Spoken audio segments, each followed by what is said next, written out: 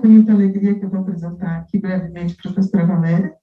Então, é a Valéria Barbieri, é professora associada sênior do Departamento de Psicologia da Faculdade de Filosofia, Ciências e Letras de Ribeirão Preto, da Universidade de São Paulo, onde realizou a sua livre docência em psicodiagnóstico, enfoque avaliativo e interventivo. Possui pós-doutorado em psicanálise e psicologia clínica pela Universidade, que é Paris 7, né?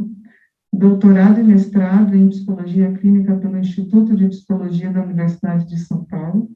É especialista em teorias e técnicas psicanalíticas pelo Instituto de Estudos Psicanalíticos de Ribeirão Preto, IEP-RP, e atua como psicóloga em clínica particular, atendendo crianças, adolescentes, adultos e famílias. É uma das coordenadoras do projeto Fênix, USP, promoção e intervenções em saúde mental no contexto da pandemia da Covid-19.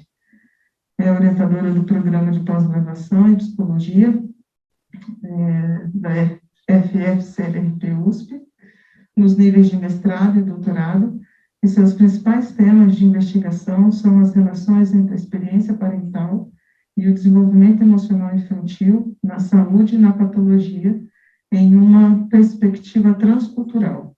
Estudos estes realizados em cooperações científicas com universidades francesas e de outros países da Europa. Então, é com muita alegria e emoção e gratidão que eu passo a palavra para a professora Valéria. Bom, boa noite a todos. Eu queria primeiro agradecer muito o convite, é uma honra, é uma alegria, um privilégio ter sido convidada para poder compartilhar desse momento tão especial com vocês. Vocês estão me ouvindo bem? Sim. Sim. E, então, né, eu estou muito emocionada, né, com as falas, vendo aí o esforço, o trabalho que vocês fizeram para realizar esse sonho, né, esse sonho que está se tornando realidade hoje, e muito comovida por ter sido chamada para essa aula inaugural. E, como a Ana Paula falou, eu tive um momento da minha carreira, né, que eu estive na Unip, que foi construída, né, na Unip também. Eu trabalhei na Unip de Ribeirão com a Cláudia Fus bastante, né, durante um ano. Foi um período breve, mas foi um período que me marcou muito. E quando eu fui preparar essa aula, eu acabei revisitando essa experiência que eu tive aí durante esse tempo. Então, muito dessa aula também foi pensado a partir, né, da minha experiência, né, que eu estava vivendo aí nessa época. Bom, e também é particularmente gratificante voltar agora, né, para encontrar vocês 20 anos depois da minha partida aí da Unip e ver a evolução do curso que está culminando hoje com esse início, né, do mestrado profissional, que as falas aí dos meus colegas mostraram que é uma conquista dificílima, que então eu acho que hoje, né, se nós estamos todos aqui, isso testemunha aí o mérito, né, dos meus colegas aí que batalharam muito por esse mestrado. Então, eu queria começar expressando, né, a esses meus colegas, então, não só os meus cumprimentos, mas também a minha admiração por vocês.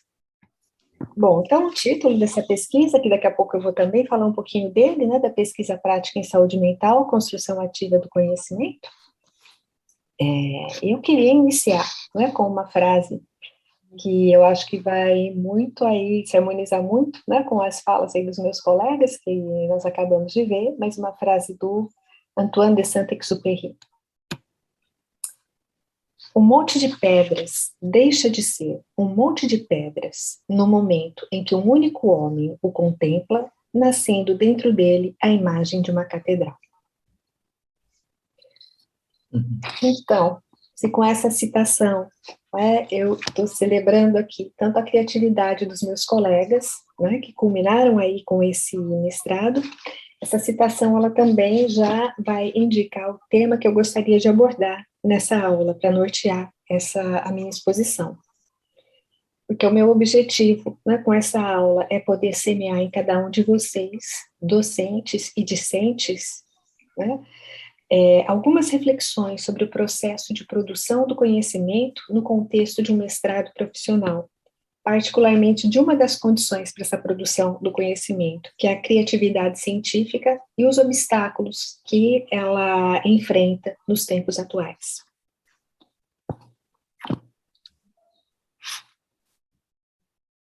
Bom, face aí a essa finalidade, eu gostaria, né, de iniciar a minha exposição fazendo algumas ponderações a respeito do título, né, do título que me foi proposto para essa exposição.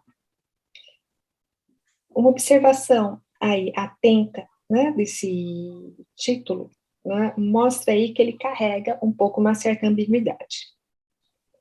Então, a primeira parte, né, desse título, ela é da pesquisa à prática em saúde mental. Então, quando a gente lê, né, essa primeira parte, a gente já vê que ela carrega uma concepção aí implícita de que os lugares de produção e de aplicação do conhecimento, eles são diferentes, sendo aí o primeiro, o lugar de produção, anterior ao segundo. Mas, quando nós vimos aí a segunda parte, né, do título, a construção ativa do conhecimento, isso aponta para a possibilidade mais ampla, né, de uma constituição dinâmica, né, do conhecimento que vai incluir o exercício profissional cotidiano. Então, de fato, né, essa artificialidade que existe, essa separação, a artificialidade dessa separação entre teoria e prática, né, ou entre ciência e profissão, foi por mim, assim, muitas vezes enfatizada, desde a publicação do meu artigo, de um artigo meu em 2008, que intitulado aí, Por uma Ciência à Profissão, o psicodiagnóstico interventivo como método de investigação científica. Nesse artigo, eu descrevi como que essa distinção entre teoria e prática, né, pesquisa e profissão, ela se baseia em pressupostos da epistemologia tradicional positivista. E eu defendi, então, que ciência e profissão, elas são um único e só sistema. E com isso, a teoria e a pesquisa, elas não constituem um polo privilegiado de produção de conhecimento a ser posteriormente traduzido em métodos e técnicas. Eu defendi, nesse artigo e posteriormente também, que a atividade prática também é uma esfera de produção do conhecimento que precisa ser valorizada. Só que as consequências dessa posição, elas não são poucas, porque elas implicam na necessidade de fundamentar as nossas ações da prática profissional em métodos e em paradigmas definidos, ou então na construção de novos métodos e novos paradigmas. Bem como o desenvolvimento de padrões rigorosos para avaliação do conhecimento que é produzido no cotidiano do profissional.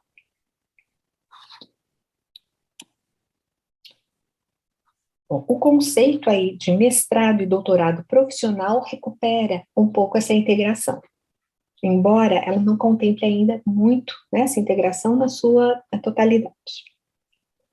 Então, desse modo, a portaria 60, de 20 de março de 2019, da CAPES, que regulamenta os cursos de pós-graduação estrito sensu na modalidade profissional, vai abordar, entre as suas considerações, a necessidade de um estreitamento das relações das instituições de pesquisa com os diferentes setores públicos e privados de atuação profissional. Então, essa portaria, nesse momento, ela enfatiza essa diferença entre o que é teoria e prática, o que é produção e aplicação do conhecimento.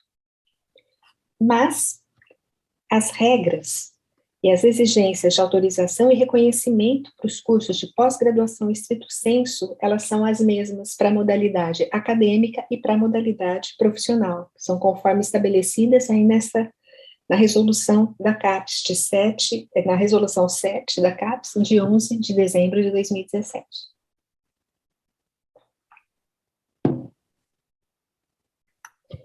Na portaria da CAPES, que regulamenta os cursos de pós-graduação na modalidade profissional, dentre os 5 objetivos que ela apresenta, 3 vão contemplar a palavra inovação. E mais um deles, que é referente ao doutorado, expressa a finalidade de que os cursos formem um perfil caracterizado pela autonomia, pela capacidade de geração e transferência de tecnologias e conhecimentos inovadores para soluções inéditas de problemas de alta complexidade no campo de atuação. Então, aí, diante, né, dessas considerações, né, diante dessas ponderações iniciais, eu queria dizer já, né, que eu considero aqui cada discente e cada docente que estão aqui presentes e que vão ingressar nessa tarefa aí apaixonante, né, nesse trajeto aí apaixonante, nesse curso de pós-graduação profissional, que vocês são, acima de tudo, produtores do conhecimento, que nós somos todos cientistas. E por isso, de agora em diante, eu vou usar o termo cientista para me referir a todos nós.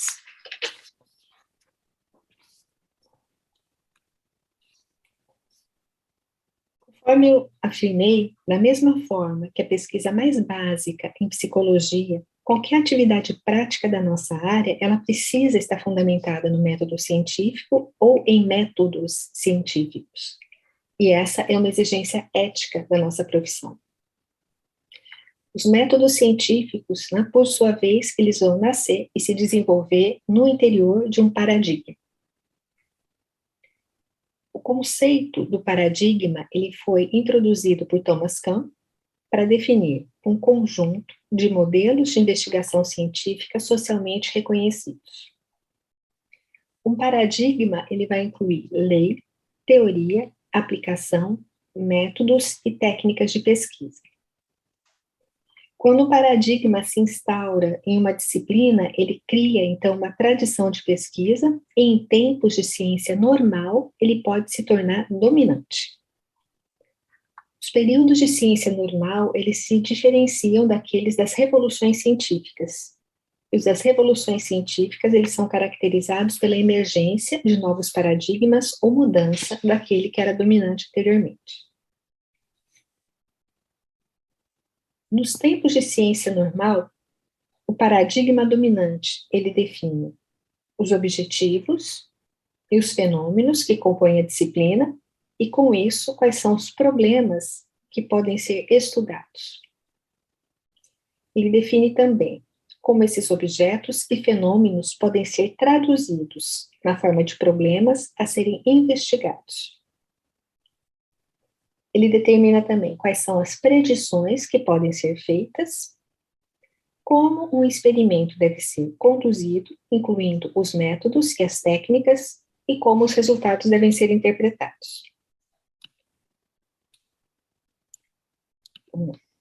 Em outras palavras, o paradigma, ele direciona o tipo de investigação, né, o tipo de questão que vai ser estudada, que vai ser investigada, os métodos que vão ser empregados para isso, e, por conta disso, ele já definir tanto o que é digno de ser investigado, como a forma que ele vai ser investigado, os resultados que nós vamos ter, eles vão permanecer sempre dentro de uma certa margem de previsibilidade. Então, o paradigma, ele vai partir, assim, de uma série de pressupostos que vão conformar e que vão também restringir a evidência empírica que pode ser obtida. Por isso, nos períodos aí de ciência normal, existe uma limitação importante com relação ao que será investigado, de que maneira e o que vai ser descoberto. Em psicologia, nós temos dois grandes paradigmas que orientam a nossa forma de fazer ciência, que são o positivista quantitativo e o qualitativo, sendo que, eventualmente, existem aí algumas tentativas de integrar os métodos que são próprios aí desses dois paradigmas. Às vezes bem-sucedidas, outras vezes nem tanto. Só para retomar um pouquinho, os pressupostos aí dos paradigmas, né, do paradigma positivista, que nós temos, eles são bem conhecidos, e eles vão aí dizer respeito, principalmente, né, à existência, né, um pressuposto da existência de um mundo objetivo, ordenado, regido por leis, um mundo esse que seria passível de ser conhecido por meio de uma investigação bem organizada e com passos pré-determinados. Ele sustenta também existir uma independência entre o pesquisador e os fenômenos estudados. E caberia, então, ao investigador utilizar métodos e técnicas que permitam extrair a essência do fenômeno do contexto que ele está inserido. Esses métodos e técnicas, eles devem ser capazes de medir essa essência, então, e expressar essa medida de uma forma sistemática e compreensível, de preferência matemática. A aplicação desses procedimentos científicos, então, conduziria ao conhecimento.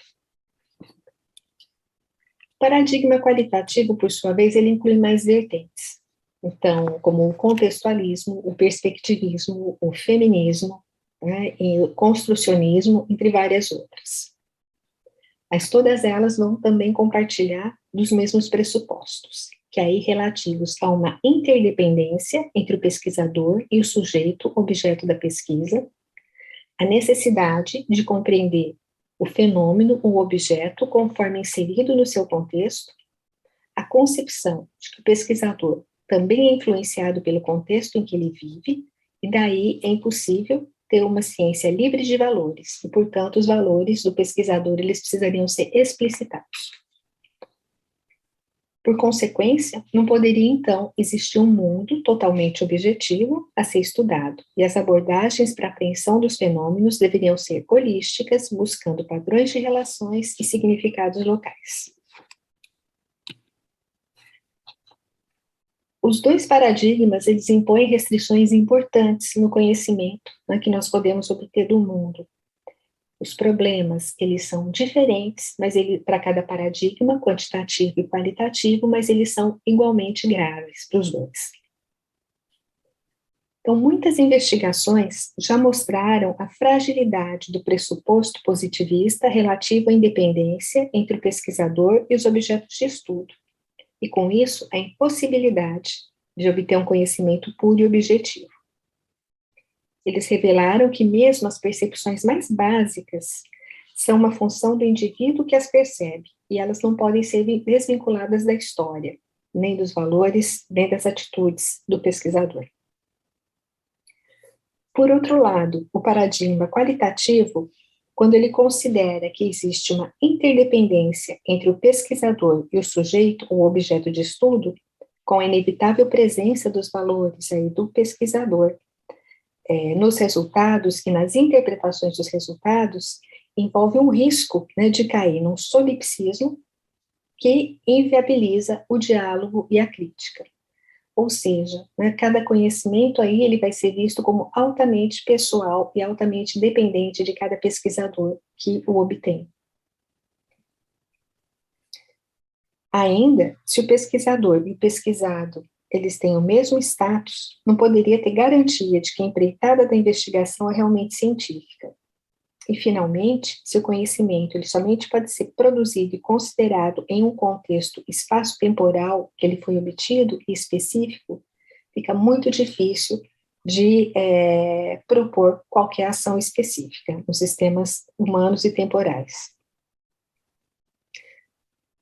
Portanto, na nossa prática cotidiana, cada decisão que nós tomamos nas organizações, nas escolas, nos hospitais, na clínica, todas as áreas nossas de atuação, cada técnica que nós escolhemos, elas vêm impregnadas dos pressupostos ligados ao paradigma que elas se inserem, com todos os seus alcances, com os seus limites e com os seus riscos.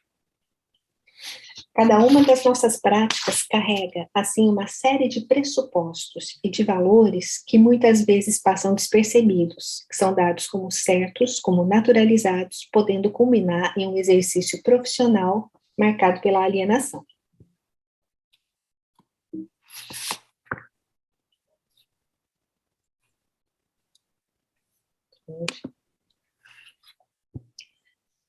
Como o paradigma que nós adotamos, ele define quais são os objetivos, os objetos do estudo. Muitas das nossas observações na pesquisa e na prática, elas permanecem à margem do conhecimento. Isso acontece porque aquilo que é considerado pelo paradigma como digno de ser conhecido depende muito dos instrumentos disponíveis para a medida e das formas de tratamento de dados que nós dispomos. Essa situação ela é particularmente clara no processo do diagnóstico psicológico, sendo que Cunha assinalou que muitos dos problemas e das hipóteses que são levantados na entrevista com o paciente precisam ser reformulados de forma a corresponderem àquilo que os métodos e técnicas que nós dispomos permitem avaliar. Portanto, existe uma certa submissão do objeto de estudo e dos resultados aos instrumentos de coleta e de análise de dados, o que impõe aí restrições consideráveis para a descoberta do que é novo e do inesperado. E essa descoberta, a inovação, ela pode se tornar mais uma exceção do que uma regra. Ou seja, né, o que eu estou tentando dizer é que muito do que nós podemos conhecer vai depender do tipo de instrumento que a gente dispõe. Tá? Então, já existe aí uma certa restrição. Existe uma restrição importante. Se o respeito à ciência e aos métodos são as condições fundamentais de qualquer empreitada de produção do conhecimento, seja na pesquisa acadêmica, seja na prática profissional, as restrições impostas pelo paradigma adotado, qualquer que seja ele, torna a produção científica criativa um desafio, e um difícil desafio.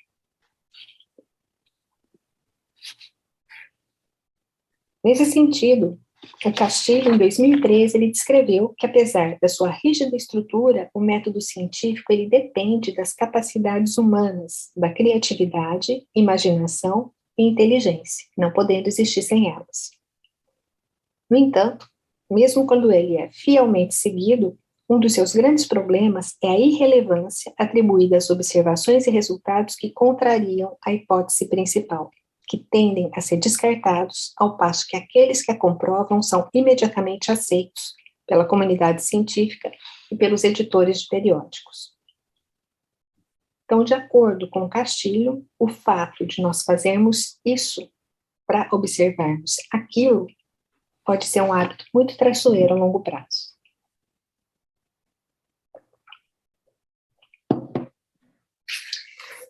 Se nos tempos das revoluções científicas existe um contexto mais favorável à originalidade e à inventividade científicas, nos períodos de ciência normal, o que é considerado criatividade precisa ser objeto de ponderação.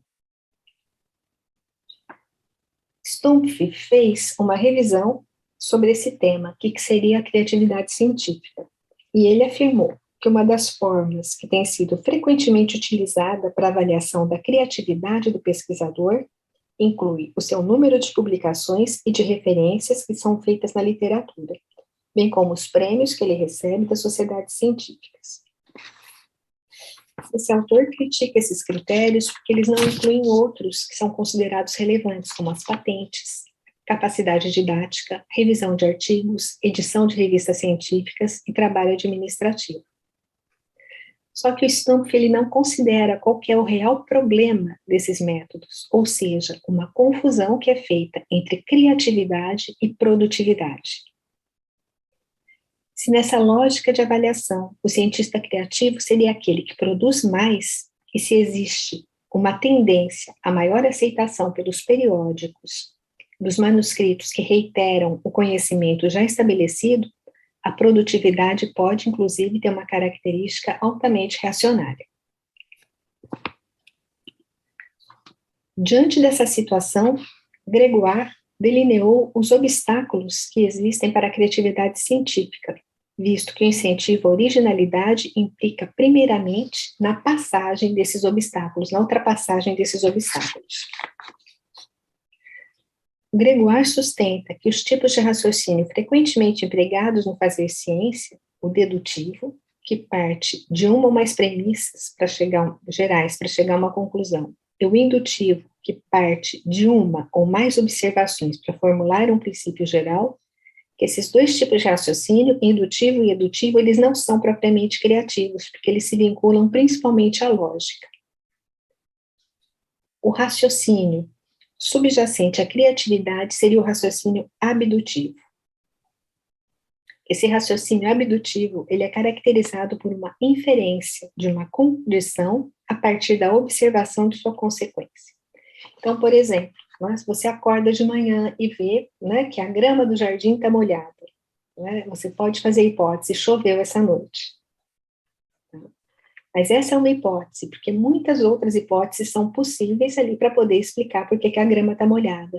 Né? Se foi o sistema de irrigação que funcionou de uma certa forma, ou se foi alguém que foi lá e regou as plantas. Né? Então, essa é uma das hipóteses só. A chuva seria uma só das hipóteses, sendo outras possíveis.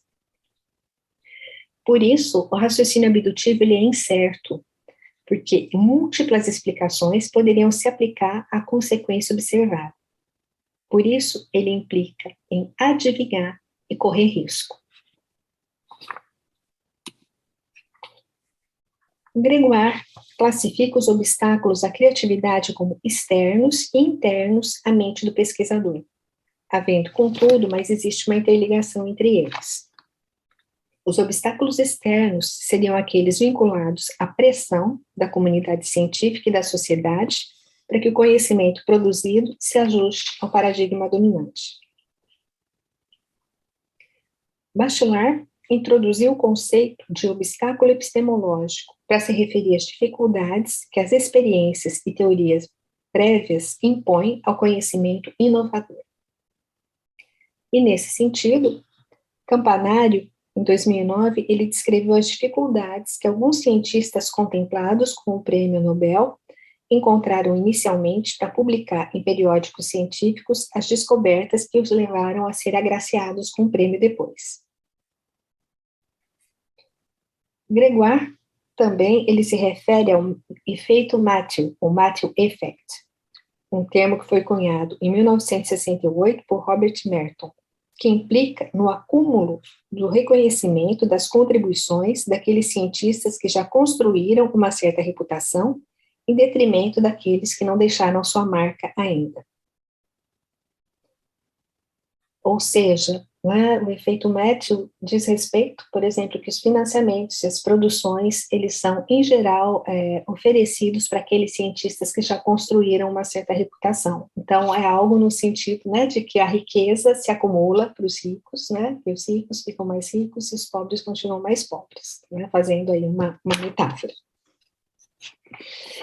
Então, nesse contexto, muitos exemplos podem ser encontrados na história da ciência de uma oposição violenta de cientistas reputados contra novas ideias de colegas mais criativos.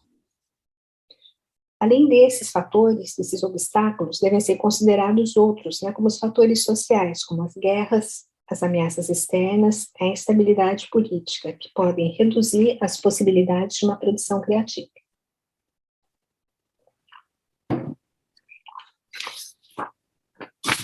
Quanto aos obstáculos que são internos à mente, né, do pesquisador, do cientista, o Gregoire cita os vieses cognitivos do pesquisador, que vão se tratar da internalização dessas pressões resultantes aí das normas científicas. O erro mais comum entre eles é o viés da confirmação, que vai implicar em selecionar, diante de todas as observações recolhidas, somente aquelas que confirmam a hipótese inicial. Scherter e Tadei, nessa mesma direção, vão se referir à autocensura presente no sistema educacional francês, que leva à internalização de uma visão hierárquica do saber, que concede a palavra somente àqueles que ocupam as posições mais altas. Com isso, uma minoria criativa pode se autocensurar, porque ela é maltratada pelo grupo majoritário, que nela vê um risco de questionamento e de desestabilização. Com isso, a criatividade pode silenciar diante dos riscos que se apresentam ao ego e à carreira. Bom, face a esse quadro, a pergunta que vem, né, um quadro aí que é um pouco encorajador, a pergunta que vem, né, o que poderia ser feito para favorecer a criatividade científica, principalmente aí nos períodos de ciência normal. Esse incentivo ele exige, então, ele começa por essa mudança, né, por essa ultrapassagem desses obstáculos, tá? Dos externos, por exemplo. Então, inicialmente, uma mudança de atitude da comunidade científica, implicando ainda uma maior abertura para novas ideias, hipóteses, métodos e interpretação. Então, nesse sentido, o trabalho dos pareceristas de periódicos científicos e das agências de fomento, ele precisaria se concentrar mais na indicação do potencial de inovação no manuscrito ou de um projeto de pesquisa e menos nas suas deficiências. Contudo, o encorajamento da criatividade, ele precisa começar, sobretudo, com a ultrapassagem dos obstáculos internos à mente do pesquisador. De acordo com Gregoire, estando como a postura criativa ela está vinculada ao raciocínio abdutivo, isso implica na abertura do cientista, numa maior abertura e na coragem para correr riscos, consciente aí das consequências que isso pode acarretar para a sua carreira e para a sua reputação. As conclusões decorrentes do raciocínio abdutivo têm maior possibilidade de serem incorretas, e desenvolver uma investigação a partir dessas bases pode ter consequências como perdas de como financiamento recusado, artigos rejeitados, entre outras. O questionamento do status quo de ideias pré-existentes precisa ser valorizado. Então, o ensino, ele pode aí ser muito importante nesse processo de favorecer o questionamento do aluno, dos métodos e das técnicas e das ideias existentes. Bom, aliada aí essa prontidão para correr riscos, tá? Encontra-se o que o poeta Keats denominou como capacidade negativa, conceito que o Bion transpôs para a psicanálise e se tornou central na sua obra. O Keats descreveu a capacidade negativa como atributo principal das pessoas originais na ciência e na literatura. Ela consiste na condição do indivíduo de permanecer em meio a incertezas e mistérios, sem se enveredar imediatamente numa busca de fatos e de respostas. De acordo com Bion, essa capacidade é necessária no processo de busca da verdade e envolve a condição de suportar um espaço vazio na mente por conta da ausência de um objeto imediato de satisfação para preenchê-lo. Quando essa condição, essa capacidade negativa, ela é muito precária ou inexistente, a pessoa pode acionar um mecanismo de prepotência, ou mesmo de onisciência, e projetar o não saber e a incompreensão no outro. Com isso, o indivíduo busca conformar à realidade aquilo que ele já sabe, levanta hipóteses para as quais ele já tem a resposta. Por consequência, essas convicções nos aprisionam e obstruem o caminho do pensamento. Rezende afirma que a capacidade negativa é necessária para a expansão do conhecimento. Ela é o pré-requisito para o movimento e transformação. Então, ela nos aproxima das verdades sobre nós mesmos e sobre o mundo. Keats, no entanto, afirma que apenas tolerar o desapego a posições, julgamentos e decisões pré-determinados não é suficiente, havendo também a necessidade de uma capacidade positiva, como uma condição de dar forma externa às observações ou às intenções, bem como criar meios para novas observações. No caso da psicanálise, o analista também precisaria formular observações imaginativas e provisórias e ter, no final, algo a dizer. Bion não negligenciou esse lado da moeda e devotou especial atenção ao que ele denominou de language of achievement, ou linguagem de êxito, de acordo com algumas outras traduções, que é compreendida tanto como uma forma de ação, quanto como um prelúdio para a ação. Nesse contexto, a criatividade científica teria como alicerce, primeiro, o fomento da capacidade negativa do pesquisador, visto que a positiva somente poderia se desenvolver a partir dela. Pina assinala que o termo verdade, na concepção bioniana, refere-se à verdade emocional da própria pessoa sobre si mesma, sobre os seus relacionamentos com os objetos, e por isso ela nos aproxima da verdade científica. Nesse sentido, 1930, ao propor o seu modelo de pesquisa em psicanálise, salienta a necessidade da mente do pesquisador encontrar-se em um estado de mobilidade, porque somente assim seria possível apreender a profundidade do fenômeno psíquico. Nesse processo, nós precisaríamos trabalhar com hipóteses múltiplas, esquecer as teorias de peso, ressaltar a intuição e abrigar a serendipidade. Essas considerações levam a gente a indagar se a psicanálise e a psicologia não se constituiriam nas bases para toda a ciência criativa, necessitando fazer parte dos alicerces de todos os domínios do conhecimento. Mas essa é uma discussão que a gente pode fazer em uma outra ocasião. Bom, essas condições aí conduzem a indagar.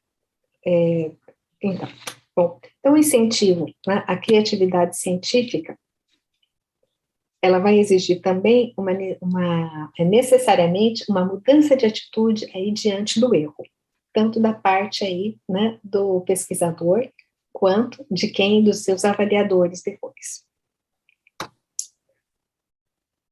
Bom, uma vez que a base da originalidade é o raciocínio abdutivo, que ele é totalmente incerto, ele é muito incerto, né, ele é altamente incerto, os erros são mais prováveis de acontecer do que os acertos. Só que muito mais do que tolerar e acolher os erros, eu sustento que esses erros devem ser examinados cuidadosamente e analisados em profundidade, porque algumas contribuições científicas muito interessantes, elas nasceram de erros cometidos na tentativa de investigar um fenômeno ou na construção de um instrumento. Só tentando ver um exemplo muito concreto que a gente tem em psicologia, são das pranchas do Rorschach, né? A interpretação que nós temos lá do estampagem, né, ela foi possível porque quando as pranchas foram impressas houve um erro de impressão, né, porque elas deveriam ser compactas e não foram, né, e essas diferenças aí de tonalidade, elas serviram depois aí para uma série de interpretações e para maior compreensão dos resultados do teste.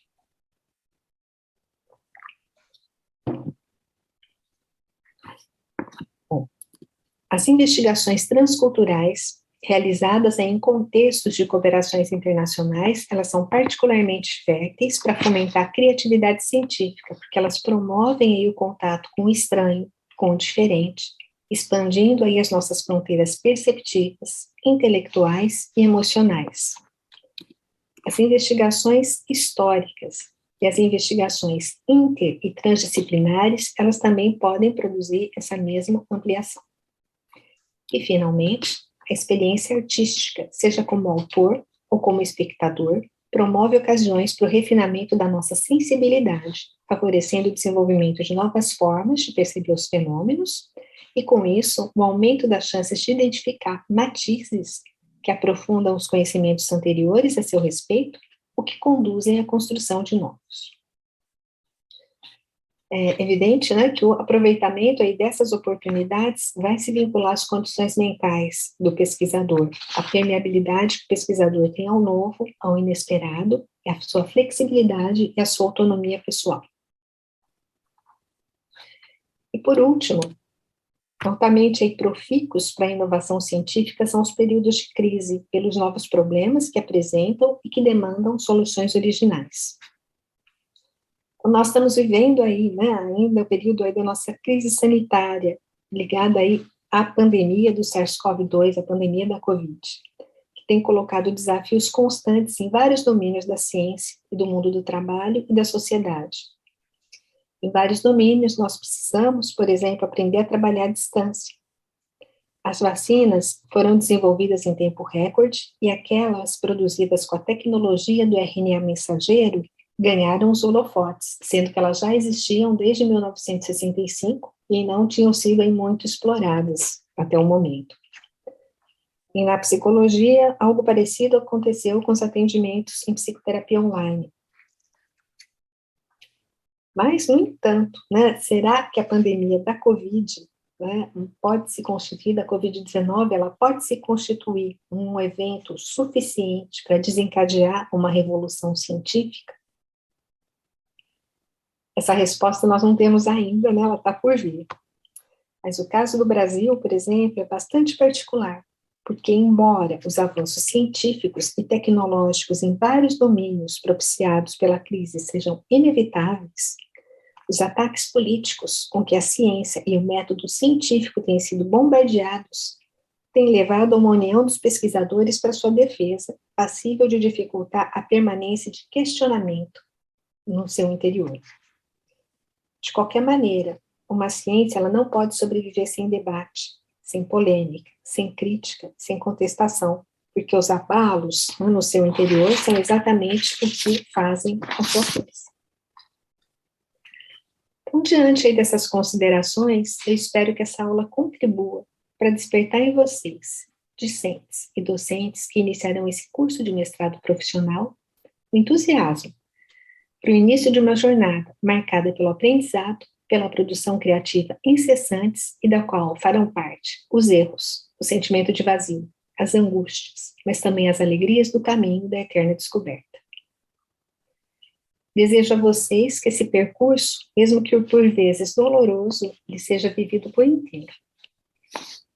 Assim, se eu comecei aí a minha apresentação com a epígrafe, né, de um escritor e aviador que povoa aí o universo, né, na mente das crianças e do adolescente, que é o Antoine de Saint-Exupéry, eu vou precisar, né, finalmente terminar também a minha epígrafe, a minha apresentação com a epígrafe de um outro homólogo, né, também aviador e escritor, Richard Bach. Quando você chega ao limite de toda a luz que você conhece e está a ponto de dar um passo na escuridão, fé é saber que uma dessas coisas vai acontecer. Vai haver chão, ou você vai ser ensinado a voar. Daqui, e muito obrigada.